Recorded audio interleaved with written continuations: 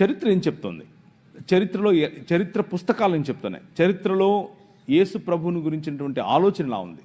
చరిత్రలో క్రైస్తవ విశ్వాసం గురించిన ఆలోచన ఎలా ఉంది? క్రైస్తవులు ఎలా మెలిగారు? క్రైస్తవులు ఎలా పెరిగారు? క్రైస్తవులు ఎలా వృద్ధి చెందారు? ఇవన్నీ తెలియాలంటే బైబిల్ చదివితే సరిపోదు. బైబిల్ మాత్రమే దేవుని వాక్యం, బైబిల్ మాత్రమే దేవుని నోటి నుండి వెలువడినటువంటి మనకు అవసరమైనటువంటి బుద్ధివాక్యం, జీవవాక్యం వగేరా వగేరా వగేరా. కానీ దానిని అర్థం చేసుకోవటానికి, దానిని సంపూర్ణ వివరణ మనం అర్థం చేసుకోవటానికి చరిత్ర అవసరం. పురావస్తు శాఖలో వెలువడినటువంటి దాఖలాలు, వాటిని సపోర్ట్ చేయటం కోసం అవసరం. భిన్న మతాలకు ఉన్నటువంటి పుస్తకాలు, ఆ పుస్తకాలు వారి భావజాలం తెలుసుకోవటం కోసం చదవటం అవసరం.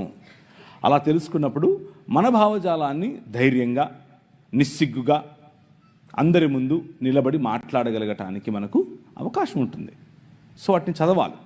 చదవకపోవడం తప్పు, చదవడం తప్పు కాదు. నన్ను ఒక ముస్లిం సోదరుడు అడిగాడు, ఏం దేవుడురా మీ దేవుడు?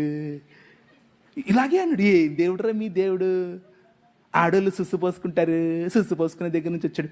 ఒరే మా దేవుడు ఎంత గొప్పడురా, అచ్చం అలాగే వచ్చాడు, అచ్చం ఇలాగే వచ్చాడు. మీ అమ్మ సుస్సు పోసుకోదరా, అక్కడి నుంచి వచ్చావురా నువ్వు కూడా. వాడికి మైండ్ బ్లాక్ అయింది. ఈడేంటిడా మాట్లాడుతున్నాడు? అవునరా, నా దేవుడు అచ్చం నాలాగే ఉండాలనుకున్నాడు, అచ్చం నాలాగే పుట్టాలనుకున్నాడు, అచ్చం నాలాగే బతకాలనుకున్నాడు. కాకపోతే తేడా ఏంటో తెలుసా? నేను ఈ లోక మర్యాదకు తలొగ్గాను, ఆయన ఈ లోక మర్యాదని జయించాడు. That is your king. నీ రాజు కథే వేరు. ఎంతని చెప్పాలి? రోజు చెప్తానే ఉంటే ఇక సమయం తెలీదు. అంత గొప్ప రాజు. కూతుర్లు ఉన్న వాళ్ళందరూ చేయతాడా? మిమ్మల్ని అడగలేదమ్మా, ఇక్కడ అడిగాను. మీరు ధన్యులు, మీరు ధన్యులు. ఎందుకో తెలుసా?